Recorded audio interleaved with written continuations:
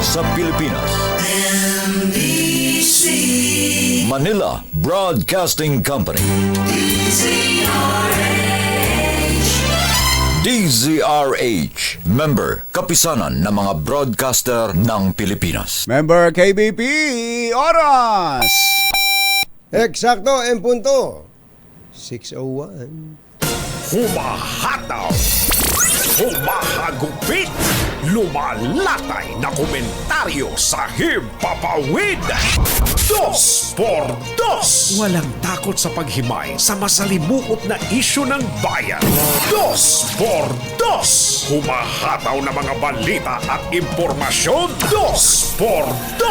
Ating damhin, ating lasapin ang hagupit na 2x2.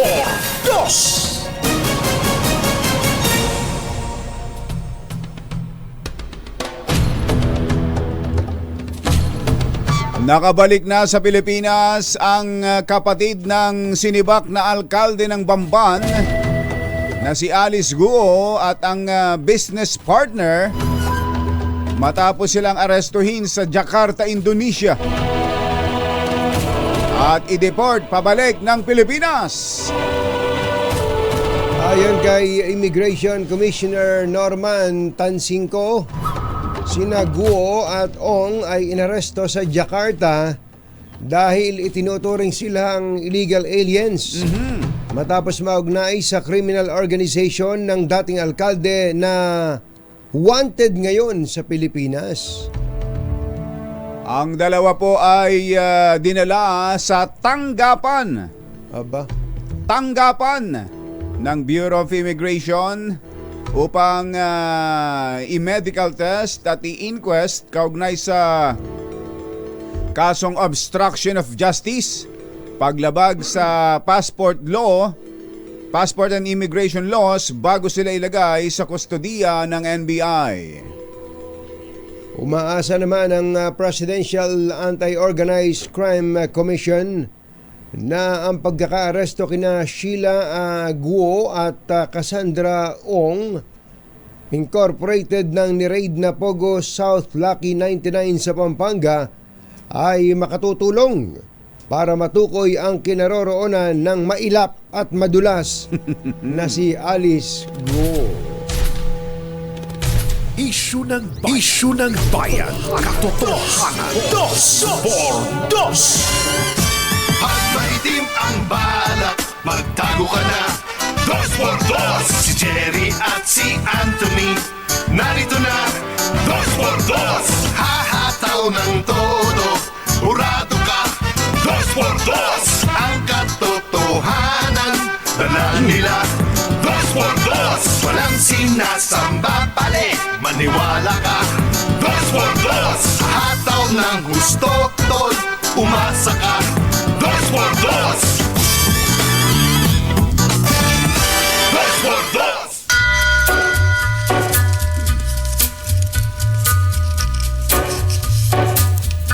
Hi. Maganda morning. Lamig. Magandang umaga, bayan! Ito po si Jerry Baha. Ito po naman si Anthony Taberna. Muli pong sumasa inyo ang 2x2 sa umagang ito ng Friday! Yuhuu! Ito na, sumapit na at dumating na. Ang ating very long weekend. Ayan na.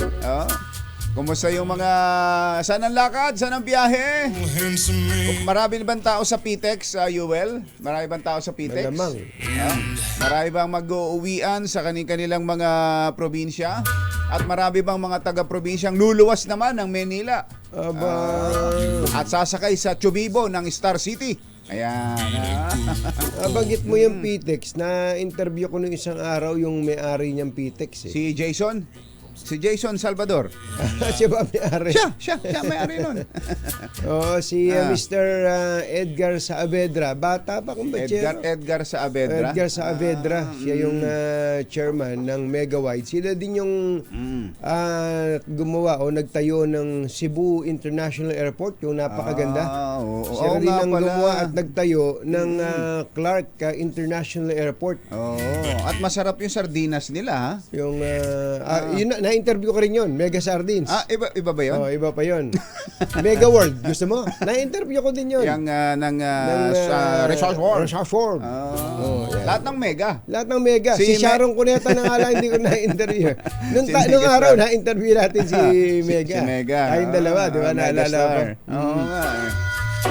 Yun, meron daw silang plano, kumbachero, na maglagay din ng parang PITX o land port sa iba pang mga lugar. Ang ganda kasi nitong PITX dapat naman talaga ganyan. Para isa na lang ang pupuntahan mo. Hindi ka na pasalin-salin ng sasakyan. Hindi yung tatalon-talon ka dyan sa may baklaran. Pagbaba mo, inaabang ka ng snatcher. Talaga. Dyan para kang nasa airport. Parang nasa airport. At marami daw dyan pumupunta, hindi naman, wala nang biyahe. Walang ibang pupuntahan. May mall pala dun Yung PITX parang mall type. Parang airport din talaga na may mga kainan, may mga shops. Ayan. At nagpapalamig doon. Ayun, tama yan. Nakakuha nyo na yung style namin, ha? Dati sa SM lang window shopping. Ngayon pati pala sa PTEX. Pati dyan, habang kayo ay nasa biyahe, sigurado bibigyan namin kayo ng mga balita, impormasyon. Tayong lahat ay naghahanda para sa filing ng Certificate of Candidacy by October. Pero dun ho sa amin sa Amerika ay matinding pagbabantay ng buong mundo. Yan. Sa kung sino ba ang magiging susunod na presidente ng Amerika. Maraming mga nagdedeklara, mga Republican na hinihikayat pa, tumatayo pa dun sa campaign rally ni Kamala Harris Kaya nga Republican yun Si Kamala Harris po ay Democrat. At ngayon yung National Convention nila kung bachero, kung kailan mismong yung official na ang magiging kandidato sa pagka-presidente si Kamala Harris. At ini-endorso ng biruin mo yung ilang mga dating presidente si Kamala, si Obama, si Bill. Ano ang apelido ni Bill? Si Bill Lewinsky. Yun, tama. Kala mo, malilimutan namin Bill yan, ha? Kala mo, ha? Matalim ang memorya namin sa ganyan. Uwi pa. Siguro, nagdaisip kayo, ano kayo sinasabi ng dalawa? May mga nakikinig kasi sa atin, mga Gen Z na Baka hindi nyo alam yung kasaysayan ng Bill Clinton, ha? You should learn from Google University. You should read. You should read. Gayahin nyo si VP Sara. She is propagating the culture of reading. Para din naman si dating DOTR Secretary Art Tugade. Yan ang napakahilig din na magbasa ng mamang yan. Kaya siya tumangkad ng ganyan Kababasa. Nakatayo lagi Nagbabasa, walang maupuan. Secretary Art Tugade, good morning. Magandang morning, Sec Art. Mga dating yung pamilya Carter, pamilya Kennedy. Talagang nagsama-sama. Ayan, si Obama, Bill Clinton, at syempre yung presidente ngayon, si Joe Biden. Samantalang sa kabilang panig, kay Mandonald, dalawa na lang silang nabubuhay na dating presidente. Si Mandonald, tsaka si George W. Bush. Alanganin pa si Dabia. Naku, patay kang bata ka. Galit pa nga, masama pa nga ang loob kay Donald Trump. Doon sa mga pinaggagawa, lalo na yung sinalakay yung Capitol noon. Tama. Dahil si George W. Bush, alam mo naman kahit pa paano, siya yung nagpauso ng, if you're not against me, If you're not with me, you're against me. Yun yung Ayun, nagpauso nun yan, eh. Kumana ng gano'n. Doon sa, ano ba yan? Sa Iraq. Iraq. Sa Iraq. Ayun. So, ganun ba? Hindi pa pala nagdedeklara ng full support si Republican? Hindi kumikibo. Hindi kumikibo. Ganun ha? Oo, hindi Intindi. kumikibo. Kanina nakikinig ako dun sa maikling talumpati nung dating governor ng Georgia. Doon nga sa, parang yun na, convention na nga yata yun eh. Bago pa eh. Sa Chicago ngayon. ng Chicago, ano, sa Chicago. Chicago. Doon sa atin, sa Oo, Chicago. doon sa may malaking bin. Si Mr. Bin. Oo, doon. Oo. Sabi niya, kumbachero, I am a Republican. If you are voting for Kamala Harris, you're not a Democrat, but you are a patriot. Oh, yun. Ang tindi ng mga tirada eh. Tirada niya na yun. Napakinggan mo ba si ito hindi politiko. Si Oprah. Si Oprah.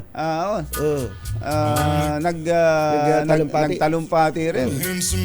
Sabi niya, let's choose common sense over nonsense. Oh, talaga napakadali naman pumili noon.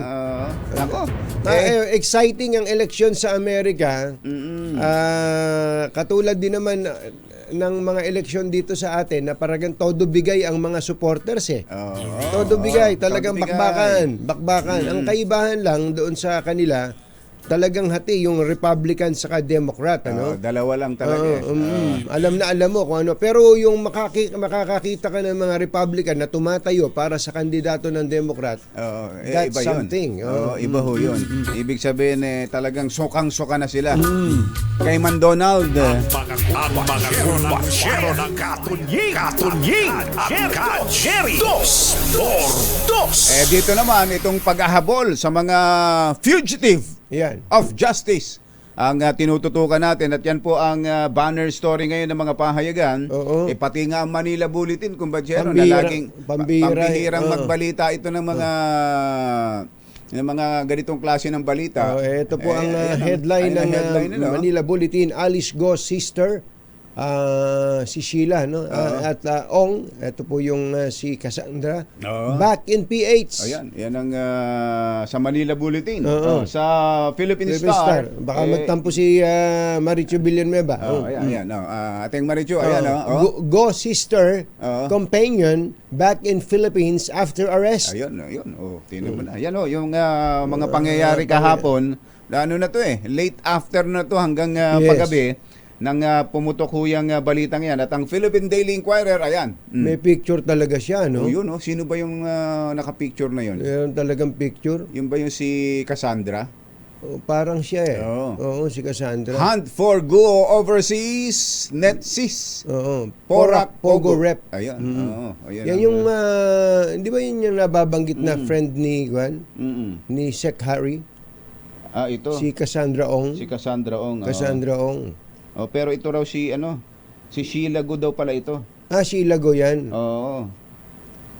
Ayun, Magaganda sila, no? Nung humarap sa immigration. Ayun. Mamaya kukuha ho tayo ng update diyan kung saan ba talaga sila ba ipaghihiwalayin pa, isa sa NBI, isa sa BI, o pagsasamahin na lang sa custody ng Bureau of Immigration. Yung si Alice Guo, yun po ang wala pa. Pero sabi ng mga otoridad, sa lalong madaling panahon, madadali ka rin. Ang Manila Times ay naiba naman, kumbachero, ang banner story. Ayan. Iba nga, Duterte ordered killings. Ang tumestigo po dyan ay 2 inmates ng Davao Penal Colony yata yan, kumbachero Itong dalawang ito. Oo, dati na sila daw ay inutusan para patain yung 3 Chinese. 3 Chinese na mga drug convicts. Mga drug convicts. Doon sa loob ng bilangguan, pinangakuan daw sila ng 3 milyon. Pera at saka kalayaan. Ang ibinigay ay tig-1 milyon lang. Kulang na nga yung pera. Hindi pa siya pinalaya. Ayun. At sabi nung isa, narinig daw niya mismo sa talepano ang boses ng dating Pangulong Rodrigo Duterte. Tinawagan daw yung isang Colonel Padilla. Si Colonel Padilla at kinongratulate doon sa kanilang accomplishment. Yun yung kanilang testimonya. Yan ang kanilang testimonya. Alam niyo naman, ipagpapaon na lang natin sa mga congressional hearings at ultimo nga sa husgado. Yan ay hindi na isang bagong bagay sa atin. Ay, nako. Tayong mga Pilipino, tayong mga nakikinig lang, tayong mga nasa mga bahay lamang natin, nanonood ng telebisyon at nakikinig ng radyo. Alam, di ba? O, tinan yun. Oo nga. Alam na nyo na diba, yan. tama. Sanay na tayo dyan. Na biglang may magsasalita, may magbibigay ng testimonya. Ito, mga bilanggo pa. Mga bilanggo pa ito. Convicted criminals. Di ba, kumbachero? Dito po sa mga sinusubaybayan nating pangyayari na to, may magsasalita ngayon, mag-aalala kayo, totoo kayo sinasabi nito. Ganun ka agad. Totoo. Hindi mawawala yung duda mo kaagad. Basta kapag ikaw ay isang convicted at ikaw ay hindi convict ka, nakabilibid ka, lalo na't ang hatol sa iyo ay 17 habang buhay. Lahat aaminin mo pati pagpatay kay General Antonio Luna baka aminin mo. Mabigyan ka lang ng konting ginhawa sa loob. Pabor, diba? Konting pabor sa loob. Hindi nga yung kalayaan Pabor lang. Kahit pabor lang. Mabigyan ka lang ng konting maluwag na higaan doon. Masarap-sarap na pagkain. Yes. Hindi kompleto. Kahit almusal lang na masarap. Kahit yung tanghalian na po hindi na. Talagang ipagpapalit mo na sa ano yan Yun talaga. Lalo pag nakakausap po kayo ng totoong preso, yung sasabihin nila, impyerno! Impyerno dito sa preso. Lahat gagawin yan para makakuha ng kaginhawahan. Kaya napakahirap pong tanggapin kaagad. Totoo man yung sinasabi nila, napakahirap pong tanggapin agad ang katotohanan nun. Jerry Bahan at Anthony Taberna sa Dos por Dos sa Si Congressman Harry Roque pala nakakulong din ngayon. Magandang morning, Secretary Harry isang congressman, Secretary Harry Roque. Secretary Harry Roque. Baka kayo'y nakamonitor dyan sa batasan. Siya pala i-detain ng kamera dahil hindi daw nagsinungaling. Dahil nagsinungaling daw sa hindi niya pagdalo nung nakaraan. Ang idinahilan ay may hearing. May hearing siya nung August 16, sabi gano'n. Maurirat tong mga nasa kongreso pala Pero ngayon. ang mas matinding nag-urirat sa kanya, inaanak niya sa kasal.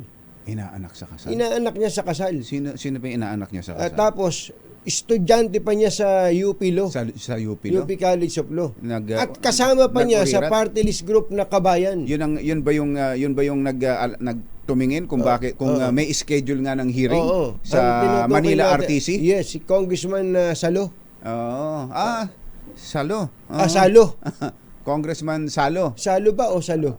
Salo yun, Salo. Congressman Salo. Yun ba yung Ron Salo? Oo. Siyang nag-uurirat doon ako nagtanong ako sa... Gaganon pa. Nagtanong ako sa Manila RTC, Tapos wala ka raw hearing, Wala ka may hearing, Ito, may certification, Nako, ayun. Mula dun sa branch 1 to 20, branch 22 to ganito. Wala ka naman Nako, nadali. Parang ganun, kumbachero. Kaya yun, ngayon, sa loob ho ng 24 oras, mananatili daw si dating Secretary Harry Roque dyan sa batasan. Parang ang nangyari, kumbachero dyan, mas matagal sana siyang makukulong sa detention cell ng House of Representatives. Pero nag-apologize kasi si Congressman si Secretary Harry Roque at sinabi niya that's an honest mistake. Honest mistake yan kasi wala naman kayong hearing ng Biyernes Akala ko Webis yan Kaya ganun lang yun. Sige, sabi no, dahil sa inaanak mo naman ako, sabi ni, ganun na. Dahil nabanggit mo na kanina na ninong kita, inaanak mo ako, sige, at yung minimum na lang na 24 hours ka na lang Isang araw na lang. Isang araw na lang. Ayan. Secretary, Secretary. enjoy at manood ka lang dyan. Makinig ka lang muna dyan. Ang hirap mag-enjoy. At wag mo masyadong dibdibin yung 24 hours detention na yan. Ang mga kumbatsyero ng bayan, Katunying at Ka-Jerry. Dos por dos. Oras po natin. Achi, Mr. Jalamtang, Lakyam di Chaphun, 6:20 na ng umaga. ACS Balita. Susunod na. Sama ang 2x2 Tandem Anthony Taberna at Jerry Baja. ACS Balita. Ang programang ito ay hatid sa inyo ng ACS Manufacturing Corporation, ISO Certified, maker of world-class quality Pride detergent. Araw ng Friday, Agosto 23, 2024. Narito na po ang ulo ng ating ACS Balita. Halos 2 pisong rollback sa mga produktong petrolyo asahan sa susunod na linggo. Benepisyaryo ng 4Ps maaari nang maging miyembro ng SSS. Dating Pangulong Rodrigo Duterte isinangkot sa pagpatay sa 3 Chinese drug convicts sa Davao. Attorney Harry Roque pumalag sa PAOK kaugnay sa kinakasang kaso laban sa kanya. Senate President Chis Escudero kinuwestiyon ng PNP sa kabiguang maaresto si Pastor Apollo Kibuloy. Dalagita patay sa sunog sa Batangas, isa pang sunog sumiklab sa Laguna. Magandang umaga Luzon, Visayas, Mindanao. Good morning Philippines. Hello world. Kami po ang inyong mga tagapaghatid balita. Ito po si Anthony Taberna. Ito po si Jerry Baha. At ito ang ACS Balita. sa atin muna ang good news. ACS Good News. Asahan ang big time rollback sa susunod na linggo. Kaya alam nyo na gagawin nyo. Ngayon pa lang. John, tinan mo na yung ginawa mo. May rollback May pala. rollback pala, niyaya mo ako magpakarga ngayon. Hindi pa naman ubos. Hindi pa. Kasosyo talaga eh. No? Halatang halata ka na eh. Patay po sa pagtaya ng Department of Energy. Halos 2 piso. Ayan na. Ang posibleng ibaba sa presyo ng diesel at kerosene. At mahigit piso naman ang sa gasolina. Gayunpaman, nilinaw ng DOE na maaari pang magbago ang kasalukuyang price adjustment sa pagtatapos ngayon ng trading. Nabatid na mula sa mataas na $81 per barrel level nung nakarang linggo, ang international benchmark Brent crude ay bumagsak sa $75 per barrel. Na inaasahang ngang, sabi ni mother namin dito, inaasahang magpapasaya sa maraming consumers ngayon. Alas 6:28 na ng umaga, maupay nga aga mga kasangkayan, mga kabugtuan, mata na kamo, gising na! Maaari nang maging miyembro ng SSS Social Security System ang nasa 4.4 milyong benepisyaryo ng 4Ps o Pantawid Pamilyang Pilipino Program. Obo. Ito yung makaraang lumagda sa Memorandum of Agreement sina DSWD Secretary Rex Gatchalian at SSS President and Chief Executive Officer Rolando Ledesma Makasait. Layunin nito na makatanggap din ng benepisyo tulad ng pensyon ang mga miyembro ng 4Ps, ngunit ito ay gagawin daw pong voluntaryo. Ayun. So mula dun sa tinatanggap nila sa ayuda, Ayuda. ay yun ang Pwede sila maghulog. kukuha sila doon ng ipanghuhulog. Hulog. Pero yun namang pagiging beneficiaryo ng 4-piece, wag naman sanang maging forever yan. For life. Wag Oo. kong for life. Oo, dapat pina-project natin na mas maikli nga, makagraduate yan eh. Oo. Mas maikling panahon, Huwag yung di ba? habang panahon ni asa. Oo. Kasi kapag nakita ho ng ibang mga nagtatrabaho yan, yung hirap na hirap, Oo. aalis ng bahay madaling araw, uuwi ng bahay hating gabi, Ayan. konti lang ang tulog, tapos ang susweldohin lang ang naman liit lang eh. din ang sinusweldo, Oo. tapos naguhulog din sa SSS. Oo. Pag nakita nila, magpo-4-piece na lang yan. Mag-SSS, Oo. may pag-ibig pang hinuhulugan, Oo. meron pang PhilHealth na hinuhulugan. Mandatory yun, ha? Magkano na lang ang matitira sa kanya. Oo. Kapag ikaw ay 4-piece beneficiaries, Pwede kang gumising ng mga, ay, alas 8 na pala. iinat-inat pa yan. Alas 8 na. No. Oo, teka, parang Napuyat ako sa Netflix kagabi. Ay, Day. Ano ba ang, Day, patayin mo yung aircon. ang ginaw. Ano ba yan? Nilakasan mo ba aircon?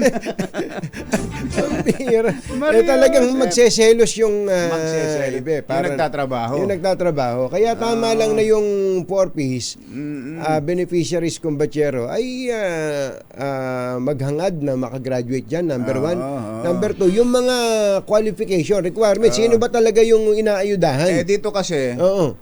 parang parang magiging dating SSS member na ako. 4-piece. Ayos. Parang ayaw na natin silang patapusin sa pagiging Talaga. 4-piece beneficiaries kapag ganun. Walang dapat talaga. Saka siguro yung iba nating mga kababayan gusto ko lang namin sabihin sa inyo ni Kumbatcher, ang sarap sa pakiramdam kapag hindi ka umaasa sa ibang tao. Yung kinikita mo, yung kinakain mo galing sa pinaghirapan. Yun talaga. Nako, alam mo, mahirap talaga kung sa mahirap pero fulfilling yun eh. Oo. Subukan niyo. Iba talaga yung naghahanap boy. Tulad ngayon pa lang pinagko-commercial na kami ni Paring Ray. Sige. Hanap buhay Hanap buhay sabi yan. ni Paring Ray. Sige. Alas 6:31. Kaya pa na yung mga oras. taga 4-piece, pwede na raw kumanta ng Ikaw at ang SSS, kabalikat ng bayan. Alas 6:31 ang ating oras. Maayong buntag kaninyong tanan mga Bisaya, matanawa mo diha. Gising na ba kayo? 2 inmates mula sa Davao Prison and Penal Farm ang tumistigo sa Quad Committee ng Kamara at inaming pinatay nila ang 3 Chinese drug convicts noong 2016 sa utos umano ni dating Pangulong Rodrigo Duterte. Sa pagharap sa Kongreso, idinitalya ni na Fernando Magdadaro at Leopoldo Tan Jr. kung paano nila pinatay sa saksak ang 3 Chinese drug lords na sina Chu Quintong alias Tony Lim at Sino? si Chu Quintong alias Tony Lim, si Lilan Yan Pati si Lila niyan. alias Jackson Lee at si Wang Mengping alias Wang Mingping, kapalit ng 1 milyong piso kada ulo at kanilang kalayaan. Inamin ni Tan na siya ang nagtumba kay Wang habang si Magdadaro ang pumatay sa 2 pang Chinese drug lords. Habang naglalakad kami papuntang investigation section, tumunog ang cellphone ni Superintendent Padilla. Nakita ko sa napilindot ni Superintendent Padilla ang kanyang cellphone. Nadinig ko na sinabi nung tumawag kay Superintendent Padilla, "Congrats Superintendent Padilla. Job well done." Pero grabe yung ginawang dinuguan. Alam ko na ang kausap ni Superintendent Padilla ay si Presidente Duterte dahil pamilyar ko ang boses niya. Sandali lang, no? Teka muna, medyo seryoso yung sinabi mo eh. Pinaninindigan mo ba yan? Opo, sir. Nakakausap mo ba si President Duterte? Naririnig ko lang palagi yung boses niya, kaya pamilyar yung boses na narinig ko. Pagkatapos ng tawag, sabi ni Superintendent Padilla sa mga kasamahan niya doon, tumawag si Presidente, nag-congrats sa akin. Dahil sa sinabing ito ni Superintendent Padilla, kaya lalo akong napaniwala na ang tumawag sa kanya ay si President Duterte. Yan po ang tagpo sa hearing ng Quad Committee ng Kamara. Pumalag si Attorney Harry Roque sa naging pahayag ng Presidential Anti-Organized Crime Commission sa DZRH na kakasuhan siya. Sa isang post, sinabi ni Roque na dapat ay hindi nagpapa-interview sa media ang PAOK dahil sa paninirang puri ito sa kanya. Depensa ni Roque, wala siyang nirecruit, pinilit o tinakot na sinuman para magtrabaho sa Porac, Pampanga, bagay na anya'y kailangan para masangkot ang isang tao sa kasong human trafficking. Ayun pala yung title ng post ni Secretary Roque. On PAOK spokes 2x2 interview. Ayun. Ginit po ng dating presidential spokesman na wala namang hawak na matibay na ebidensya ang PAOK laban sa kanya, maliban na lamang sa sinabi ng DOJ na professional relationship niya kay Cassandra Ong. Handa raw si Roque na harapin sa korte ang mga nag-aakusa laban sa kanya. Susunod! Tito Bo! Uy, nagiging mainipin na pala itong si Senate President Cheese Escudero. Bakit naman? Ba't kaya? Ba't kaya? At alamin natin ang update mula sa immigration. Kaugnay ho nitong mga pinakahuling pangyayari na nahuli ang mga kasamahan ni dating Bamban Mayor Alice Guo. Yan! At iba pang mga nagbabagang balita sa pagpapatuloy ng ACS Balita. alas 6:35. This time, makaligtas, walang balitang makakalampas saan mang sulok ng kapuluan. ACS Balita! ACS Balita! Ang programang ito ay hatid sa inyo ng ACS Manufacturing Corporation, ISO Certified, maker ng world-class quality Pride detergent. Hi! Maganda morning! Anong araw today, kumbachero? Aba, today is Laundry Day Friday! Yuhu! At pag Laundry Day Friday, all you need is Pride washing machine detergent. May triple stain away formula kaya tanggal ang makapit, madikit, malupit na dumit man siya kaya easy ang labada. Kaya pala mula noon hanggang ngayon, all you need is Pride! All you need is Pride! ACS! Kasama ang 2x2 Tandem Anthony Taberna at Jerry Baha. ACS Balita. Si Engineer Tony Nanggel at mga kasama andun daw sa Lakewood. Aba. May tournament daw sila ngayon. May tournament na May naman. tournament pala sila. Meron bang mga umbrella girls? Siyempre. hindi mawawala. Hindi mawawala yun. Engineer Tony Nanggel, nandiyan ba sila Judge 13?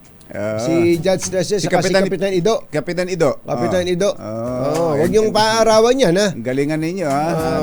Huwag kayo masyado, magpahid kayo ng sunblock. Sunblock, kahirap kaya. Pero sabi ng Pag-asa, medyo ulan daw ngayon sa, Nueva Ecija. Ingat po kayo. Sumilong lang kayo doon sa ilalim ng puno para kapag umulan. Eto na, nasa linya na natin ang si Immigration Commissioner Dana Sandoval. Miss Dana, magandang morning! Good morning. Hindi pa ako commissioner. Hindi ba? Hindi pa ba? Ay, sus, Mario. Hindi, yan ang patis naman, Kala namin Pakibago nyo nga ito at nakalagay dito commissioner. Kasi sino nga ba ang commissioner ng... Hindi pa namin nakausap, Miss Dana. Tinatago on nyo air. ba si commissioner? Si Commissioner Tansinko po, ang commissioner ngayon ng immigration. Binabawalan mo ba siyang magsalita? magpa-interview sa 2x2? Sadyang non-showbiz po si Commissioner. Nasaan po kayo? Nung huli siyang nagsalita. Ang tagal, actually, hindi pa nga natin na-interview si commissioner, ano? Si Congressman Nonoy Libanan. Yan. noon. Madalas makakausap natin yan. Pero itong si commissioner na nungka. Commissioner, Baka naman na-iset mo, pwede mo kami iset, Miss Dana, pag nakausap Sige mo. po, one of these days, nakakikita po dyan. Ayan. Tama yan. Commissioner. Kumusta ba yung mga bisita nyo? Andyan pa ba yung dalawang bisita nyo? Na-transfer na po itong mga bisita namin. Bisita Sa NBI po. Na-transfer NBI. po kahapon ng alas 10 ng gabi. Kagabi. From the BI main office to NBI. Pareho sila. Parehas po, both Sheila Leal Guo and Cassandra Leong, transfer po natin ang physical custody with the NBI. But ongoing po yung kaso na sinasampa po natin, deportation case, kay Sheila Leal Guo. Pagka ba nung nandyan sa immigration yung dalawa, ikinulong ba sila? Hindi po, sila po ay nasa opisina po natin. Opisina. Nag-undergo po sila ng biometrics capturing. Si Sheila po, booking process at saka medical po. At medical. And speaking of which, bago lang natin puntahan yung ibang detalye, ano ba nangyari sa kanya? Ba't ba naka-wheelchair kahapon? Medyo nahirapan po siya kasi marami pong tao na nagsisiksikan doon upang makunan po sila ng larawan. So medyo parang pinulang po ng hangin. Kaya po inalalayan po siya, inasisihan po siya at binigyan po ng wheelchair para po matulungan lumabas. Pero kung naman po, libre na, maganda naman ang kondisyon niya ngayon. So far po, wala naman pong negative report doon sa medical examination po that was conducted kagabi pagdating po nila sa main office. Okay. Ang sabi, yung dalawa ay hinuli sa Indonesia dahil sila itinuring ng illegal alien, Miss Dana. Ano ba ang ibig sabihin nun? Paano ba sila naging Illegal alien?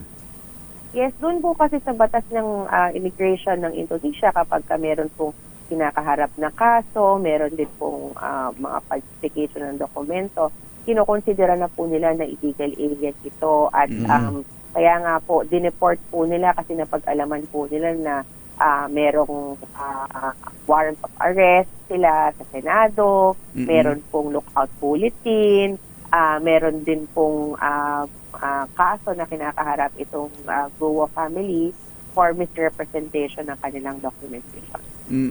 Immigration, kayo mismo ang nagbigay ng ganyang mga impormasyon sa Indonesia? Yes po, agad po nung nalaman po natin na track po ng ating pamunuan ang movement ni Alice Guo from Malaysia to Singapore all the way to Indonesia. Pumasok po siya ng August 18 sa Indonesia. Kaya August 19 po sinulatan na po natin kaagad ni Commissioner Tansinko ang Indonesian Immigration upang ipagbigay alam sa kanila ang status po ng Guo family. And once po nalaman nila yon, they proceeded to tracking those individuals po, which led to the arrest po nung isang araw nitong si Sheila at saka si Hindi, nung po bang dumating sila doon, paano po ninyo nalaman? In-inform ba nila kayo o kayo ang nag-usisa sa kanila kung may dumating sa kanilang ganung mga tao? Yes, yung ano po kasi yan, actually nangyari po ito, nalaman po ng opisina ng ating commissioner nung nakaraang linggo po na merong information na out of the country po itong si Alice Guo at yung kanyang kapatid. Thursday po yun, tamang-tama, nandoon po tayo sa Vietnam to attend an ASEAN meeting with the heads of immigration departments ng ASEAN nations. So agad po nakipag-coordinate sa iba't ibang mga leader po doon ng Asia upang mapag-usapan po at matanong ang status. At na-confirm nga po na meron siyang entry sa Malaysia and then Singapore. From there po, na-track po natin August 18 through our counterparts din po, sila din po ang nagsabi sa atin, na lumipat po siya via ferry papunta pong Batam, Indonesia. So ang unang touchdown po nila, gaya din nung impormasyon ng PAOK, ay Bali, Indonesia, no? Tama ba 'yon? From the Philippines? Hindi pa po confirmed 'yon. Ang confirmed po natin na entry point nila is Malaysia. Malaysia pa rin. Mukhang via Sabah po ang kanilang entry. Via Sabah. In other words, na-establish na po ba ninyo kung saan lumabas yung exit point nila from the Philippines?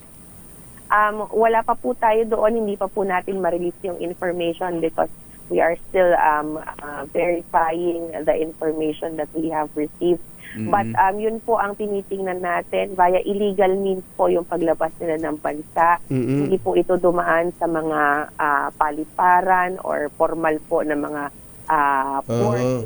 At So- illegally po nagpunta ng Malaysia. So wala siyang dinaan ng yung talagang formal exit ng Pilipinas o kaya yung merong post ang immigration. From what we are seeing po doon sa information na nag-gather natin, wala po. Even yung pasaporte po nitong si Sheila, wala pong markings ng immigration process. Wala po tayong Sa doon Pilipinas. sa kanyang pasaporte. So yung ano po yung markings, yung unang tatak ng immigration, saang bansa? Malaysia po. Sabah. Malaysia Malaysia entry. Sabah, Yes. Sabah, Malaysia. Yes. Sabah, Yes. Malaysia. May flight po ba from the Philippines to Sabah, Malaysia? Wala po. From what I recall po, there are flights from the Philippines to Kota Kinabalu. Kota But Kinabalu. yes, but kung dumaan po ito sa regular flight, definitely po meron tong stamp ng Philippine Immigration. Opo, kung- pero kung bangka, kasi kung ang lapit, yan, ang lapit lang sa Bungaw, Tawi-Tawi, kaya lang ini kung batsero yan eh. Oo. Wala po kayo lumangoy. kung Oo. dumaan po ito sa bangka at wala pong formal immigration processing, then illegal po yung pagbabiyahe na yun. Oo. Pwede po ba na kapag halimbawa po sumakay siya ng private plane, ano? Tapos po ay lumipad ng international airspace, pwede po ba yun na walang permiso ng kaap, ganon? If hindi ko lang po sure kung ano po yung mga regulations ng CAAP, but if lumipad po ito at hindi in-inform ang CIQ that there is a private aircraft na aalis po ng bansa, we will not be able to conduct inspection po. Even customs and quarantine po, hindi makakapag-conduct ng inspection dun sa aeroplano if hindi po tayo informed ng appropriate agency. Oh, ayun. So ang communication natin, Miss Dana, sa Indonesia at sa iba pang bansa ay fake ang mga passports na gamit nila? Hindi po. Ang kanilang pasaporte po ay legitimate. Oo. But specifically po for Sheila Leal Guo, we have information that she is a Chinese national, which parehas po nung sa case po ng kanyang kapatid Oo. na may have been fraudulently acquired. Okay. That's why po tayo po ay nag-file ng deportation case or misrepresentation and undesirability. Misrepresentation. Pero kung batsero, bago ko lang malimutan to, may have been fraudulently acquired yung kanila pong mga dokumento o yung kanilang pasaporte. Pero meron na po bang decision ang any competent court tungkol doon? Wala pa po sa ngayon, inaantay pa po natin yung decision with regards to her documentation. There is a memo po from the Executive Secretary tungkol dun sa pasaporte po ni Alice Guo. There is also a pending case po doon sa opisina po ng SOLJED tungkol naman po sa birth certificate. We are waiting po for the decision of that, but that's part pa rin po of our investigation and part of the case against Alice Guo and yung mga kapatid ko. So, tunay yung kanilang pasaporte pero fraudulent yung kanilang pagkakakuha. Ibig sabihin, yung mga documents na kailangan, yun ang mga questionable. Okay, si Alice Guo, anong info nyo, Miss Dana? Nasaan ngayon? Si Alice Guo po currently still with in Indonesia. Wala pa po tayo natatrack na bagong movement niya. Yung atin pong coordination with Indonesian immigration po. Tuloy-tuloy po and we're very thankful dun sa kanilang assistance sa paghanap po at paghuli dito sa mga magkakapatid. Wala pa sa custody ng Indonesian authorities? Wala pa po. Ongoing pa po yung kanilang operation doon. Hindi ba meron pa isa? Nung i-interrogate nyo ho si Sheila. si Sheila at si Catherine, ano hong Cassandra. Cassandra. Sino si Catherine? Sino si Catherine? Ano ho sinabi sa inyo, Miss Dana? Nasaan daw yung kanyang yung si Alice Guo? They refuse to talk po, hindi po sila nagsalita masyado. They actually Ayaw waited magsalita, for quite a long time for their counsel doon po sa immigration office. Dumating po Siguro ba? po, May abogado na sila? meron po, may dumating pong abogado. Sino po yung legal representation nila? I am not privy po, but from what I recall po, si Attorney Topacio was also there. Hulaan ko sana. Talaga si Atty. Topacio is everywhere. No? Sige po. I think representing po kasi Ong, but the other lawyers po, I wasn't able to pick up po kung sino yung ibang abogado. So we waited po for the lawyers for quite some time yesterday before they were turned over, but they did not speak so much po. Siguro po dun sa investigation ng NBI. Baka mas may marami pa sabihin makuha sila doon. information. Okay, si Cassandra, si Sheila, tapos si Alice Go, yun po yung isinumbong nyo sa mga counterparts nyo sa Malaysia at Indonesia, no? Pati Singapore. Including Wesley Guo po. Ayun. So yung Wesley ay wala pa rin po kayong information? Wala pa po tayong confirmed information, pero may leads na po tayo, and meron pong ongoing tracking yung counterparts po natin. Sa Indonesia rin po?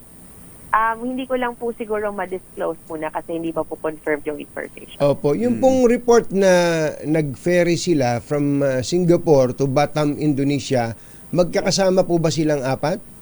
Yes po, magkakasama po sila, allegedly silang apat. From Singapore, nag-ferry po sila papuntang Batam. Nag-resort po sila doon, parang hotel resort. Meron daw po allegedly that may Singaporean national who was assisting them po in the preparations for their parang trip po nila. Oo. Sino po yun? Hindi pa po na-identify yung Singaporean national na yun, but siguro it's up to the Indonesian authorities na po doon sa action na yun. Pero Kasi involved din beyond daw our sa jurisdiction. involved din daw sa Pogo yung Singaporean dito. Hindi pa po clear yung identity ng Singaporean man na yon, but yun po yung suspicion ng ating law enforcement na maaari pong parang business partner po nila that is involved in the operation. Okay. So bago ninyo ipinasa sa NBI, yung dalawa ay nakapag-file na ng mga formal charges, Miss Dana, o NBI na gagawa nun? Nag-file po tayo ng deportation case against Sheila. Both Sheila and Cassandra were turned over po sa NBI. And doon naman po, nagpa-file din po ang NBI ng case against them. I believe po, nag-inquest pa sila pagkatapos po natin. Na-turn over po natin mga alas 10 ng gabi kahapon. So, nag-inquest pa po sila after nun. Okay. Gusto ko lang i-emphasize, Kumbachero, as a last point, ang Bureau of Immigration po ba, insofar as Commissioner Tansinko is concerned, pwede na niyan sabihin na absuelto ang immigration dito. Walang estasyon ang immigration na dinaanan nitong walang tao ng immigration na nagpalusot dito sa mga ito. Kasi yun ang tinitingnan ngayon. Sabi nga nila, hindi maaaring makalabas kung walang kasapakat, Ms. Dana. Yes, from the initial information po na natatanggap natin at nakita natin sa pasaporte po nitong dalawang ito, wala po tayong nakikitang any information na may connivance or dumaan po sa immigration procedures si Sheila Guo at yung kapatid niya po. So ongoing po yung investigation. Siguro sa mga susunod na araw po mas magiging malinaw po sa atin lahat. But sa initial investigation po natin, mukhang hindi po talaga ito dumaan sa immigration and formal processes. Thank you, Miss Dana. Thank you, Miss Good Dana. morning. Happy weekend. Happy weekend. Woo! Si Immigration Commissioner Dana. Spokesman na. Balik ulit. Bumalik ulit. Kasama ang 2x2 Tandem Anthony Taberna at Jerry Baja. ACS Balita. Nagatid ang kabuuan ng ating ACS Balita. Ito po si Jerry Baha. Ito po naman si Anthony Taberna. 6:58 ang ating oras. Totohanan, balitang maaasahan. ACS Balita. Ang programang ito ay hatid sa inyo ng ACS Manufacturing Corporation, ISO certified, maker ng world-class quality pride detergent. Oras! Eksakto en punto. Kapopoy, 4 na minuto na makalipas ang 7 ng umaga. Antabayan ninyo po ang mga situational report ng ating mga RH reporters sa mga ngayon palang bibiyahe. Yung iba kahapon pa kumbatsero eh. Talagang excited sa very long weekend. Sabi nga ni Apante dati, excitement yan eh. Excitement yan. Excitement yung mga tao na yan. Sandali po lamang. Eto na ang ating mga pangunahing balita. Ito pala. Balitang bagong-bago. Balitang dapat alam mo. Balitang magdadagdag ng talino. Dahil bagong impormasyon, makibalita. Unang-una sa DZRH. Pangunahing balita. Kasama ang 2x2 tandem nina Anthony Taberna at Jerry Baha.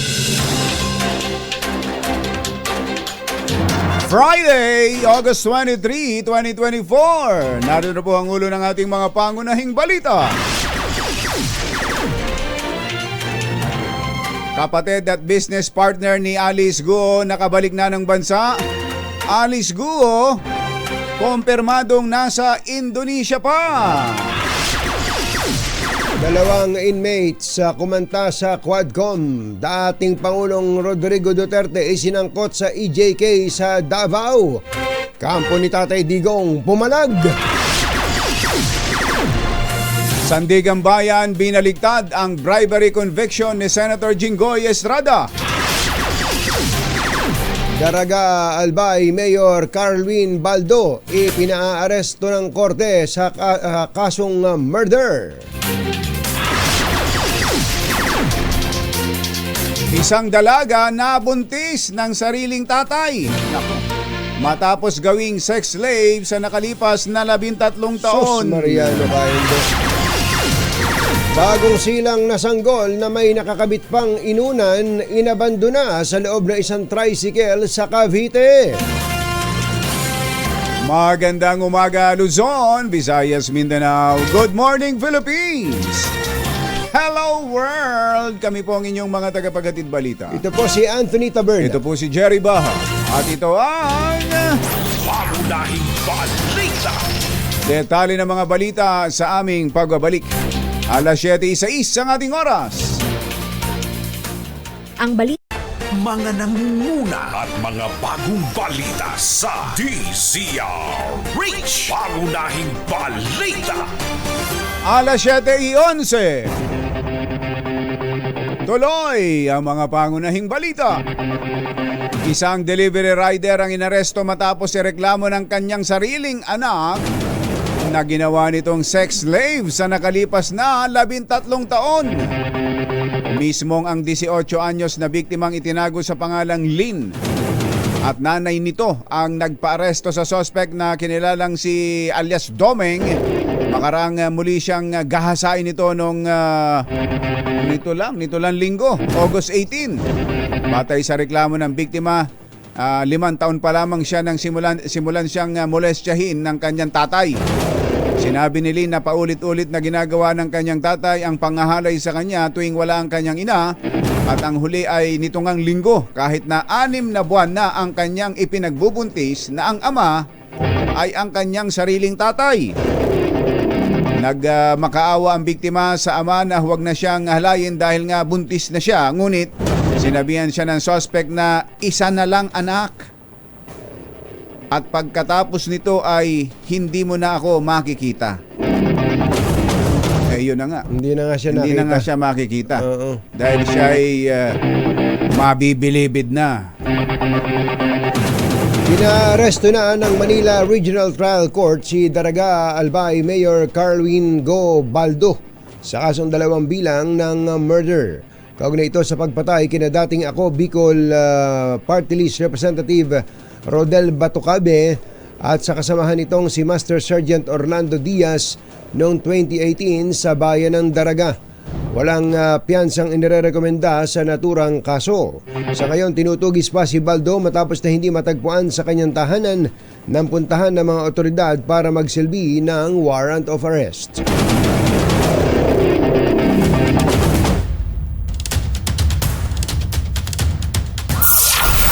Metro Manila ngayon. Pasadahan na natin ang ating mga RH reporters. Uy! Alice Guo, naispatan sa PTEX. Aba, baka maglo-long weekend. Maglo-long weekend din. Oh. Si Mayora, hindi, si Giselle pala yung nakita ron. Si Giselle Si yan. Giselle pala yung nakita sa Kala mo, PTEX. Si Mayora yan. Oh. Alamin natin ang sitwasyon sa PTEX. Andun si RH15, Giselle Ricafort. Come in, Giselle! Sa Jerry Katunying, patuloy na dumadagsa ang mga pasahero na magsisiuwian sa kanilang mga lalawigan dito sa Parañaque Integrated Terminal Exchange para sa long weekend. Ayon kay Colin Salvasa, PITX Senior Corporate Affairs Officer, mahigit 100,000, 71,000 na ang bumuhos na pasahero simula ng kagabi hanggang kaninang 12 midnight. Tinatayang 1.5 milyong pasahero yung inaasahan daw na dadagsa dito sa terminal hanggang sa August 27. Ilang pasahero naman ang dito na nagpalipas ng gabi sa terminal dahil fully booked na ang ilang biyahe kahapon gaya ng Daet, Camarines Norte. Tinayuhan naman ng pamunuan ang mga pasaherong merong sintomas ng MPAX o monkeypox na huwag munang bumiyahe upang hindi na makahawa ng ibang mananakay. Pakinggan natin yung bahagi ng ating panayam sa ilang pasahero. Okay po, fully booked na. Anong oras pa po kayo? Ngayon na alas na dyan, umaga dadaan yung galing Cubao. Ito si Giselle Ricafort para sa DZRH, una sa Pilipinas, una sa Pilipino. Metro Manila ngayon. Doon naman sa pinuntahan ni RH52 Edgel Parosa, nagrereklamo yung mga taxi driver dahil wala daw pasahero masyado. Ngayong long weekend. Ngayong long weekend. So galit baka, sila sa long weekend. Siyempre. Kung nag-uuwian na yung mga pasahero Alamin natin ang update mula kay 52 Edgel Parosa. Come in, Edgel! Tama kayo, Jerry at Anthony. Baliktad ng sitwasyon ng mga taxi driver dito sa Metro East o Eastern Metro Manila ayong very long weekend. Dahil kung yung mga provincial bus dinadagsa mula pa kahapon. Dito sa Marikina City halimbawa, apunado pa yung mga cambio king dahil sa tumal daw ng mga pasahero. Wala kasi masyadong lumalabas mula ngayong Biyernes ng umaga. Gaya ng mga namamasahe papasok sa trabaho, kanilang mga eskwela. Maliban na lang siyempre kung ang pamilya o magkakabarkada o isang individual ay mamamasyal. Kaya yung ilang taxi driver nakatambay sa mga terminal gaya rito sa BF City sa pag-asang sila ay makaka-pick up ng pasahero. Yun nga lang, may isang problema. Kamalas-malasan din ang mga super ng taxi na dito nakatambay sa terminal na may biyahe patungong Bicol, Iloilo at Samar. Matumal din ang biyahe ayong Agosto kahit very long weekend. Pakinggan natin itong mga taxi driver. Sir, kasi walang lumalabas masyado na tao yun. Walang pasok wala kasi pasok mga government, opisina, kaya wala kami pasero. Kwento nila sa DZRH News, sisikapin nila, Jared Anthony, na maka 500 pesos man lang na may uwi sa kanilang mga mesa. Pero kung hindi, abonohan nila yung 800 to 1,000 pesos sa kanilang boundary ay yung buong araw na ito ng Biyernes. Ito si Edniel Parrosa, nag-uulat para sa DZRH.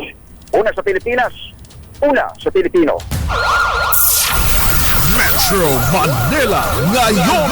Thank you, Adniel. Silipin natin ang NBI kung saan naroon ang kapatid ni Mayor Alice na si Sheila at si Cassandra Ong. RH5 Val Gonzales. Kamil Val! Jerry at Andre, patuloy na nanatili dito sa tanggapan ng National Bureau of Investigation. Itong sina Sheila Lial Guo at itong si Cassandra Leong. Magdamag na nanatili sa ikawalong palapag itong tanggapan ng National Bureau of Investigation dito sa Araneta Avenue, Quezon City, itong dalawa. Ngayong araw, batay sa impormasyong nakalap natin dito sa tanggapan ng NBI, isang sa inquest proceeding itong dalawa doon sa mga gustong paglabag sa immigration law at paglabag sa at maging doon sa obstruction of justice at harboring of fugitive na kaso na isasampa naman na laban dito kay Sandra. So, hindi pa malinaw, Jared Anthony, kung saan isa sa ilalim sa inquest proceeding itong dalawa dito sa tanggapan ng NBI o po tanggapan ng Department of Justice. Wala pa mga tentasyon. Napuputol. Madaling araw. Napuputol si Val. Okay. Thank you, Val Gonzales. Kaugnay niyan, si NBI Kausapin Director. na natin. Andito na. Nasa linya na natin, Yuel. Yes, sir. Si Judge. NBI Director Jimmy Santiago. Director, magandang Magandang morning. Si Ka Jerry at si Ka Tunying po ito. Magandang umaga sa inyo, Ka Jerry, Ka Tunying. Apo. Kumusta po ang inyong dalawang bisita? Medyo iniwan ko kagabi sa mga investigators natin at medyo nagpahinga naman tayo. Pauwi ako mga alas 4 na. Pambirang patis Mario naman. Joseph, oo. Mahirap. Na-inquest na po ba yung dalawa? Hindi pa po. We are still the investigators. Tumawag na ako agad ngayong umaga ay preparing na yung charges against the two. Ano pong kaso? Si Cassandra po ay ang pinrepair nilang kaso ay obstruction of justice at harboring of fugitive. Parang ganun po. Kay Cassandra. Kay Sheila? Kay Sheila ay ano rin, yung obstruction of justice din. Pareho. Ano pong basis nun, Judge, nung complaint na yon? Yung kaso? Ang basis nga ho ay lumabas sila ng hindi sa normal na proseso sa bansa, trying to evade yung punishment or prosecution. Remember, meron na po silang lahat sila, yung apat ay mayroon ng warrant ng issued by the Congress and the Senate. Ngayon, si Alice Guo naman, alam naman natin na na pinailan na sila ng iba't ibang klaseng kaso, including this Cassandra Ong. Iba't ibang klaseng kaso, pinail na sa kanila ng anong tawag dito? PAOK. So, on that basis po ay yung mga investigator namin ay yun ang pinail. Parang yung obstruction of justice saka harboring a fugitive dahil sila ay dahil si Alice Guo ay subject ng arrest warrant ng Senado. Ganun po ba 'yan? Oo. Ganun nga ho yun. At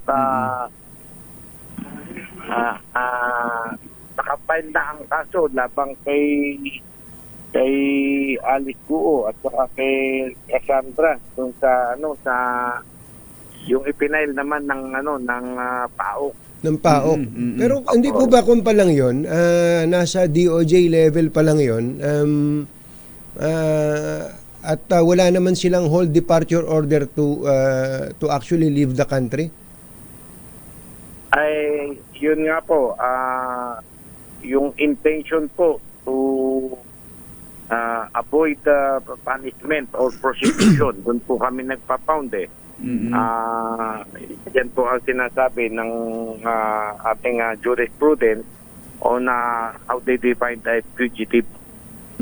So, para po sa NBI, itong si Alice Guo na subject po ng arrest warrant ng Senado. Actually, yung dalawa subject din ng arrest warrant Yes, ma'am. Yes, sir. Sila din pala. Silang apat. Silang apat. So, arrest warrant. from the Senate and from the Congress.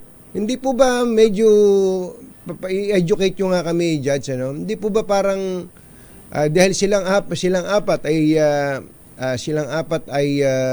subject ng arrest warrant, ang tawag nga ninyo fugitive. Paano po sila papatak na harboring a fugitive kung sila yung fugitive? O obstruction of justice. Yun pong harboring of fugitive ay kay ano po yun, sir, kay doon sa Pilipinas, kay Cassandra Ong. Kay Si Cassandra Ong ay Pilipina. Apo. Pero yung tatlo, Yung sabi Sheila, nga po si kahapon, Wesley, sabi nga po kahapon ni SOJ Secretary Remulla, it appears na dahil sila napatunayan na namin na quote-unquote na Chinese, hindi sila Filipino, then their Filipino passports were acquired fraudulently. Oo. So bukod na kaso ho yun sa na immigration naman. Opo, sir. Opo. Si Cassandra naman po, ang findings namin ay talagang Pilipino siya. So, ino-obstruct niya yung justice at hinaharbor niya itong mga tao na ito. Ganun po. Opo. Okay. Sa latest information ninyo, sa pagkikipag-usap po ninyo sa mga counterparts sa Indonesia at sa ibang bansa, nasaan pa ho si Alice tsaka yung isa, si Wesley? Opo. Si Wesley at si tawag dito, si Alice. Oho. Ay may sighting po kami pero wag na muna natin pag-usapan. Para hindi ma-preempt ang aming operation. Magkasama po sila? Ano lang ho, si Alice ang napopokus ang aming paghahanap. Si Alice. Okay, dalawang tanong na lang po, Director, ano? Gusto namin kasing matuto dito eh. Ano po ba ang sentensya sa obstruction of justice saka harboring a fugitive? Mataas po ba yun? Malaki ho bang sentensya dyan? Hindi naman. Available po yung available. So pagka-inquest, pwede na pala umuwi itong mga to pag nagpiyansa? Yes sir. Kaya lang katunying, tayo ngayon, long weekend. Nako, yari. Yari. Tsaka hindi tsaka may ano sila eh. Ang Senate tsaka House may di ba? Arrest. May hearing. May arrest order sa kanila. May hearing sila sa Martes. Definitely dadalhin namin sila doon sa courthouses. Ayun. Hindi makakaalis kahit makapagpiyansa. Ultimately po, yun din ang papanagutan nila eh.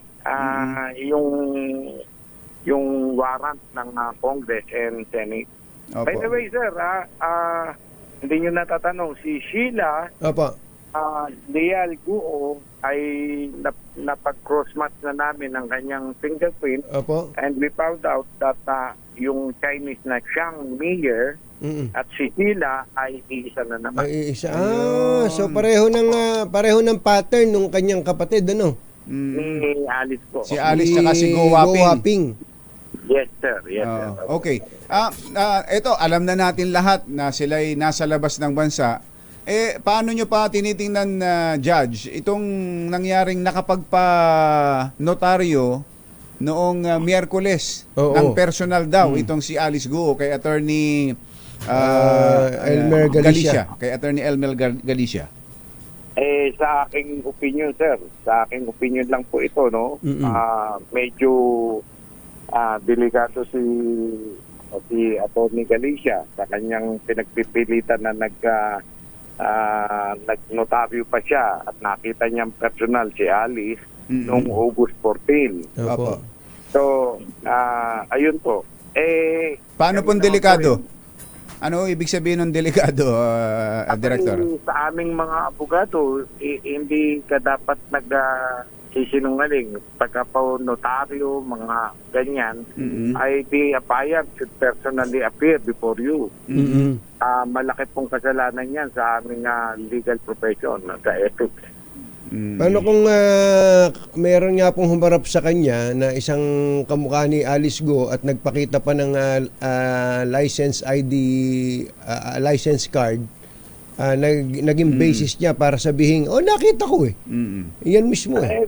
Maaari po niyang Defense na lang niya, no?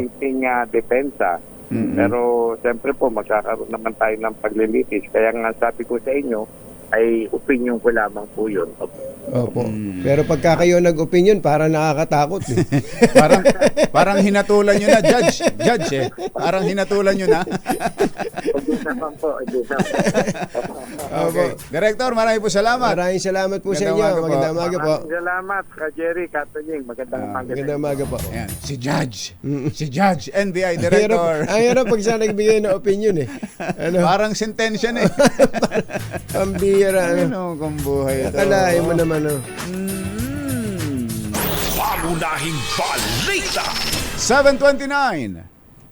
This time check is mga nangunguna at mga bagong balita sa DZRH. Pangunahing balita. 7:34. Tuloy ang mga pangunahing balita. Isang bagong silang na sanggol na may nakakabit pang placenta o inunan ang iniwan sa isang nakaparadang tricycle sa barangay Tejeros Convention sa Rosario, Cavite. Ang sanggol ay natagpuan ng tricycle driver na si Mac Leonardo de la Cruz noong madaling araw ng Sabado. Ayon kay de la Cruz, isang babaeng nakasuot ng dilaw na sando at pink na jogging pants ang pumasok sa nakaparadang tricycle malapit sa kanila. Pagkaalis ng babae, lumapit si de la Cruz at doon niya nakita ang isang bagong silang na sanggol na umiiyak at puno ng dugo. Agad na dinala ang sanggol sa Rosario Maternity and Medical Emergency Clinic at ngayon ay nasa custody na ng DSWD. Naabo ang nasa 21 bahay matapos sumiklab ang isang sunog sa Binyan City, Laguna. Bandang alas 2 ng hapon, nagsimula ang pagkalat ng apoy sa may sitio 1 at 2 sa South City Homes, Barangay Santo Tomas. Napula naman ang mga bumbero ang sunog makalipas ang 1 oras at kalahati.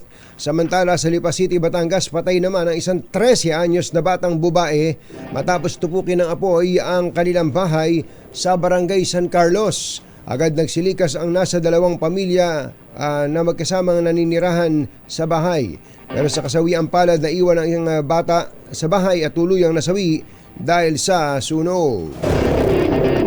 Naiinip na si Senate President Chis Escudero na maaresto ang puganting si Pastor Apollo Kibuloy, gayong mayroon namang warrant of arrest mula sa hukuman. Ayon kay Escudero, isa itong sampal sa liderato ng PNP dahil sa kabiguang maaresto si Kibuloy makalipas ang 6 na buwan ng iutos ng Senado na ito'y dakpin kabilang ang 5 iba pa. Samantala, isinasangkot ngayon si dating Pangulong Rodrigo Duterte bilang mastermind sa pagpatay sa 3 Chinese drug lord sa Davao Prison and Penal Farm sa Davao del Norte noong 2016. Sa pagdinig ng Quad Committee ng Kamara, sinabi ni Leopoldo Tan Jr. at Fernando Magdadaro na inatasan sila ng isang pulis na patayin ng 3 Chinese drug convicts sa piitan kapalit ng tig ₱1 milyon at kalayaan. Inihayag nila sa komite na tagumpay nilang napatay ang 3 Chinese drug lords sa pamamagitan ng pagsaksak sa mga ito gabi ng Agosto 13. Palagi kong tinatawagan si SPO4 Arthur Nasulis tungkol sa aming paglaya. At ang palagi niyang sinasabi, mag-antay-antay lang kayo, makakalaya din kayo. Sabihan namin ang presidente. Naghintay kami sa pangakong yun hanggang matapos ang administrasyon, hindi kami tinulungan na lumabas. Hanggang sa pinaamin nila ang kaso ng pagpatay sa 3 Chinese drug lord at kinasuhan kami ng homicide. Ngunit sa kalaunan namin para matapos na at tulungan kaming makalaya. Nakumbit kami sa pagpatay sa 3 Chinese drug lord. Yun, ang pahayag testimonya ng isa sa dalawang bilanggong witness ngayon ng Quad Committee ng Kongreso. Tinawag ni dating Presidential Legal Counsel Salvador Panelo na demolition job ang ginawang pagdawit kay dating Pangulong Rodrigo Duterte bilang mastermind sa pagpatay sa tatlong Chinese drug lord noong 2016. Hinala ni Panelo, pinondohan ng mga taong gustong pabagsakin si dating Pangulong Duterte ang pagtestigo ni na Fernando Magdadaro at Leopoldo Tan. Giit nito, kapuna-puna naman ng mga mamamatay tao at drogista ang kinakasangkapan ng mga kalaban ng dating Pangulo dahil wala namang mawawala sa kanila kung magsisinungaling dahil sentensyado na sila ng habang buhay na pagkabilanggo. Sinabi pa ni Panelo na madali lang para sa taong ito na siraan ng dating Pangulo dahil nagawa na nilang tumanggap ng pera noon kapalit ng pagpatay. Binaligtad ng Sandigan Bayan ang conviction kay Senator Jinggoy Estrada sa kasong direct bribery at 2 counts of indirect bribery. Tugon ito sa motion for reconsideration ng senador laban sa naunang desisyon ng korte na 16 na taong pagkakakulong dahil sa pagiging guilty sa kaso na may kinalaman sa pork barrel scam. Samantala, binaliktad din ng Anti-Graft Court ang conviction ni Janet Lim Napoles para sa isang count ng indirect bribery kaugnay ng binawing conviction kay Senator Jinggoy. Habang nananatili naman ang conviction para sa 4 na counts ng corruption of public official. Binatawan ng contempt ng House Quad Committee si dating Presidential Spokesperson Harry Roque at mananatili itong kalaboso sa loob ng 24 oras. Nagmosyon si Kabayan Party List Representative Ron Salo na patawan ng contempt ang kanyang ninong na si Harry Roque dahil sa anyay pagsisinungaling ng kanyang ninong sa komite. Punto ni Salo, nagsinungaling si Roque na hindi siya makadadalo sa pagdinig ng Quad Committee sa Bacolor, Pampanga noong August 15 dahil may kasabay daw itong hiwalay na hearing sa parehong araw sa Manila Regional Trial Court. Pero nakahingi ng certification yung inaanak si Salo sa Manila RTC at sinabi ng husgado na wala itong hindi naluhang hearing. Wala pala. Si Attorney Roque noong August 16 taliwas sa sinabi ni Attorney Harry sa Quad Committee. Depensa naman ni Attorney Roque, honest mistake lang ang kanyang nasabi dahil inakala umano niya na Biyernes, August 16. Hindi, inakala niyang Huwebes, Ivan. Inakala niyang Huwebes ang hearing ng Quad Committee. Nung pala Biyernes. Yun. At dahil sa yun ay honest mistake at nag-apologize naman si Attorney Harry Roque. Maikli lang ang kanyang kulong. Ayan. 24 hours lamang. Ayan. Ay, abiso po sa mga motorista bukod sa oil price rollback, big time sa Martes. Anong kailangan nyo gawin ngayong may big time oil price rollback? Magpakarga na kayo, gayahin nyo si John para madamay naman kayo sa ginawa ni John. Eto po, may mga abiso may mga kalsadang sa Metro Manila ang isasara at sasamantalahin ang long weekend para ikumpuni. Ayon po sa MMDA, nagsimula na ang ilang road repairs kahapon at magpapatuloy hanggang alas 5 ng umaga sa Martes, Agosto 27. Kabilang po sa mga apektadong lugar ay ang Tandansora sa QC, EDSA southbound, bahagi ng Quezon City. Meron din parte ng EDSA northbound, Quezon City, Mindanao Avenue, Commonwealth Avenue, southbound.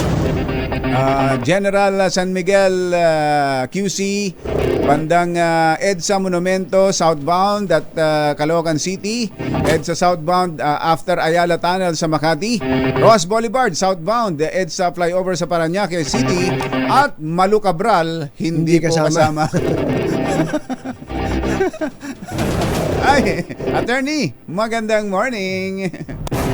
Aarangkada na ang pagbabakuna ng African Swine Fever o ASF vaccine sa Lobo, Batangas sa September 2 at 6. Ayon kay DA Assistant Secretary at Spokesperson Arnel de Mesa, nagsimula na ang formal na proseso sa pagbabakuna at kailangan matiyak na handa ang mga hog farmers at mga may hog farms at mga may-ari nito. Sinabi kahapon, nakausap ko si Secretary Kiko Laurel na pipirmahan na daw niya kahapon. Hawak-hawak na niya nung isang tao niya yung papel, yung memorandum para doon sa pinag-uusapan natin na pagka wala naman tama, yung iba kahit na nasa ground zero, isalba na lang, iligtas. Oo. Iligtas yung baboy, total may testing na gagawin. It's either kung gusto nung may-ari na ibenta or ilipat ng farm. Ayun. Ilipat ng farm, may sasalo, kumbachero. Yun yung kanyang paliwanag. Intayin po natin ang kumpletong detalye po niyan, mga kababayan. Kumpirmadong nasa Indonesia si dismissed Bamban na Mayor Alice Guo. Yan ang kinumpirma ni Immigration Commissioner Dana Sandoval, bagamat ayaw pa rin magsalita ni Sheila Lial Guo sa kinaroroonan ng kanyang kapatid.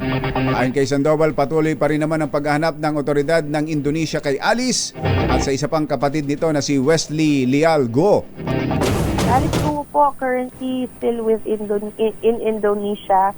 Wala pa po tayo natatrack na bagong movement niya. Yung atin pong coordination with Indonesian Immigration po, tuloy-tuloy po, and we're very thankful dun sa kanilang assistance sa paghanap po at paghuli dito sa mga magkakapatid. Si Dana Sandoval ng Immigration. Nako. John, sumipa sa 400% ang bilang ng tinamaan ng human immunodeficiency virus o HIV sa Pilipinas kada araw sa pagitan ng 2012 at 2022. Sinabi po ng Metro Pacific Health na nagawa na ng gobyerno ang lahat para labanan ng HIV epidemic. Kaya nananawagan po si ito pong si Dr. Benjamin Ko sa publiko ng practice safe sex at makipagtulungan sa pamahalaan upang hindi na lumawa pa ang kaso ng HIV sa bansa. Tingnan natin ang sitwasyon sa Northern Metro Manila sa biyahe ng mga maglo-long weekend. RH23, Edwin Duque. Come in, Edwin! Kajeri Katujing, una na dumagsa kahapon hanggang kagabi. Ang mga pasaherong magsipag-uwi sa iba't ibang bahagi ng Northern Luzon. Nasa 20 karagdagang bus yung naidagdag sa mga biyaheng norte, patungo ng Cagayan, Tagupan, Baguio, Olongapo, iba Santa Cruz at San Fernando, La Union. Ayon dito kay Ginoong Arnel Santos, ang master dispatcher ng terminal, dating 75 lamang yung regular na bumibiyahe araw-araw. Pero kagabi, umabot ito ng 97 na buses. Inasahan naman ngayong araw ay dadagsatin ang mga pasahero dahil meron pang pasok kahapon, kaya ngayong hapon ay inasahan yung pagdami at meron ng mga nagpa-reserve para hindi na nagpa-reserve ng mga upuan para hindi na rin maabala sa kanilang pag-uwi sa araw na ito. Samantala, ang mga biyaheng Bulacan naman ay regular na biyahe pa rin ang mga umuwi at mas marami pa yung lumuluwas ng Maynila sa araw na ito at mula kahapon ay may 300 bus yung nakatambay. Nabas kayo dito sa terminal na handa marong maghatid ng mga pasahero na mag-uwian ngayong mahabang bakasyon. Very long weekend talaga to, ha. 4 na araw. Yung iba nga kahapon pa araw umuwi, Edwin. Webes. Umabot na araw ng alas 11. Yung last trip. Last trip. At yung mga hindi nakaabot ng pasada dahil gabi na, first trip naman kanina umalis at ngayon ay tuloy-tuloy yung dagsa ng pasahero dito sa mga biyahe norte at yung biyahe naman ng Bulacan ay dumadami na rin at inasahan nga rin hapon ay dadagsa galing sa iba't ibang bahagi ng Metro Manila. Edwin, total nandiyan ka pala Edwin sa Caloocan. May i-cover ka sa August 31 dyan, ha? Alam mo ba to? Ito palang bagong silang, yung pinakamalaking barangay dyan sa Caloocan, sa buong Pilipinas yata. North Caloocan. North Caloocan, yung pinakamalaking barangay sa buong mundo na bagong silang na ang Ang kanyata dyan, ang populasyon, nasa kalahating milyon eh. Pwede nang Grabe, maging dami, syudad no? dyan eh. Magkakaroon ng plebisito dyan sa August 31, Sabado.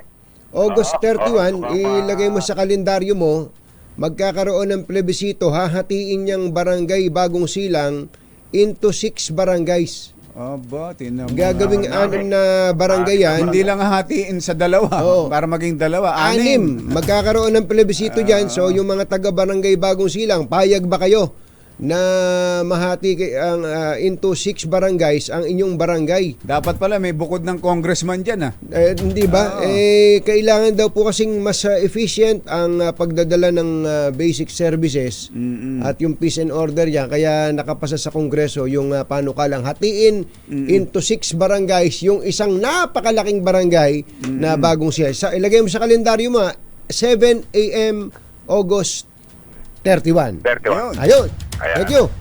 Abangan natin yan at sigurado yung Paul First ng PNP at sigurado tagsa dyan at lalo na yung persa ng Northern Police District. Ayan, back to you, Katoche Kajeri. Thank you. Thank you, Edwin. Mga nangunguna at mga bagong balita sa DZRH. Pangunahing balita. Pangunahing balita sa showbiz. Yeah. Ay, Hilar Cruz. At ang Hogad family ay lagi ring nakatutok, kumbatsero. Sina Captain Ed Mijares at saka si Paul Moscare. Magandang morning sa inyo. Uy, baka daw kinakabakabahan kayo, kumbatsero, lalo yung mga maglo-long weekend, kapusin kayo ng kwarta. Aba no problem daw yan sa BDO. Dahil nasa 1,700 ang mga branches ng BDO. Kung sarado po yan, no problem. Dahil may malapit na mga ATM machines. 5,500 ang ATM machines nationwide ng BDO. So, napakarai pala. Oo. Pero kung talagang kailangan nyo ng iba pang mga serbisyo, halimbawa kung batsero ay financial solution, kailangan mag-open ng account, mag-loan, kumuha ng credit o debit card, andyan agad-agad ang BDO branches. Hintayin nyo nang magbukas ang bangko sa Martes. Pati na yung mga hanggang Lunes nga pala walang bangko Oo, kaya kung wala kang biglaan kung batsero, ulitin natin 5,500 ATMs yan. Ang teller machines nationwide. Yan. Kaya napakagaling ho nito. Ibig sabihin, madaling makahanap ng mga financial solutions, gaya nga ng binanggit mo, kumbatsero, na swak sa pangangailangan mo kung gusto mong mag-open ng account, mag-loan, o kumuha ng credit, o kumuha ng debit card. Nandyan agad ang BDO para tumulong. Ayan. Oo nga, kaya cash accounts to junior savers, pati na personal, housing at auto loans, lahat ng financial needs mo, may solusyon sa BDO. Kaya kung may kailangan ka, intayin mo na yung Martes. Walang pasok ngayon. Sa Martes, bukas ang bangko, pumunta ka lang sa pinakamalapit na BDO branch. Talaga namang very accessible ang BDO. Eto na. Sino ba yung sikat na celebrity na ubod daw ng insecure, pagiging insecure? Ganon? Pinagsuot pa ng alahas yung kanyang alagang aso. What? Na parehong-pareho nung suot na accessories nung kanyang kinaiinggitang aktres. Grabe naman. Hindi kaya ito sinawain man lang nung asawa niya? Ihatid sa atin ang ating showbiz legend, Morley Alinio. Magandang morning, Morley! Yes! Magandang morning, Luzon, Visayas at Mindanao. After Marian Rivera, yan, nako! Si Pia Wurzbach naman ngayon ang napupuntirya nitong si Heart Evangelista. Paano nga kasi pinagsuot niya si Panda? Ayan si Panda ay itinuring niyang anak nila ni Senator Chis Escudero at binigyan niya pa ito ng pangalan, Panda. Pangko Escudero. O di ba, may apelyido pa Pinagsuot niya ito ng Bulgari necklace worth 11 pesos. Oh, mahal! Magkano? 11 pesos lang pala yan? 11 million. 11 million? Yes. What? Yes! Totoo ba yan? Grabe naman. Oh, ito ay serpentine fiber necklace mula sa luxury jewelry. Ayan branding Bulgari. Ayan.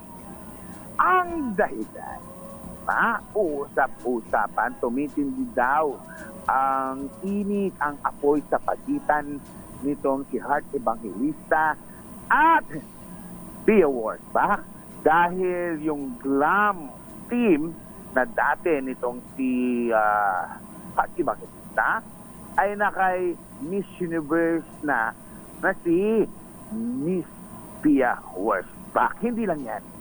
Pati ang mga endorsement daw ay napunta ng lahat daw halos ng endorsement nitong si Heart Evangelista ay napunta na kay Pia Wurzbach. Usap-usapan, pinagchitikahan. Insecure daw talaga itong si Heart kay Pia Wurzbach dahil natalbugan siya nito at ito ay bilang ganti niya. Dahil kamakailan nga, ang Miss Universe 2015 ay nagsuot ng almost the same na necklace kay Panda. Kung kay Panda ay 11 million, kay Pia Wurzbach ay 14 million. So, pang-aso lang pala ang sinuot na necklace ni Miss Universe Pia Wurzbach. At ang sabi nitong si Sino? Eto na, sabi ni Heart, I can do whatever I want. Oh, kaya naman nag-aapoy, nagsisiklab na ngayon ang gulo sa pagitan ni Pia Wurzbach at Heart Evangelista. Yeah! Ating DZRH Showbiz at ako po ang inyong kaibigan. Ayan po ang inyong kaibigan. Ikaw ba yung isang kaibigan? Na ano? VP, ikaw ba yan? VP Sara, ikaw ba yan? Morning Alinio. Una sa Pilipinas, una sa Pilipino. Babu! Ay, baka may mga kailangan ng ayusin sa inyong mga bahay, tulad ng bubong. Buti na lang may bubong na maasahan. Gawa sa state-of-the-art technology. May aluminum na. May pintura pa. Now available na rin sa pre-painted tile span. Para sa eleganteng bubong na matibay na makulay pa, mag-Cherry Loom pre-painted ka na. Admiral Ade Luis Bordado, Diyos Maray Naaga sa Indugabos. Mga Bicolano, mata na kamo!